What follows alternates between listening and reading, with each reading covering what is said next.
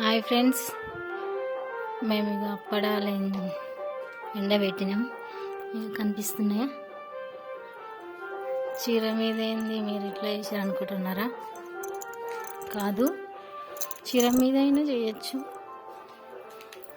బియ్యం పిండి ఇది ఏదో అనుకున్నారా? ఇట్లా చేసినాం అని చూపిస్తాం. మీరు కూడా చేసి ఉండొచ్చు ఇట్లా. ఇందులో ఏమీ లేవు, ఓన్లీ బియ్యం, వాము, జీలకర్ర, కొత్తిమీర, సోడా, ఇంకా ఇట్లా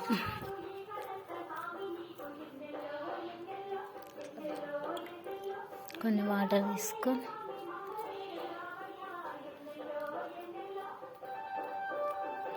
ఇట్లా ఎత్తితే, మేము చిన్నగా ఉన్నప్పుడు ఇట్లనే షాప్లలో అమ్ముతుండ్రు ఇంత పెద్దగా చేసి, రూపాయికి ఉండే అప్పుడు. ఇది చున్నీ,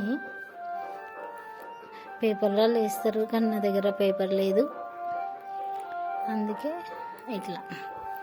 ఇట్లా ఫ్రెండ్స్. ఇది మిగిలిపోయింది చున్నీలు వేసిన, ఇది చీరల.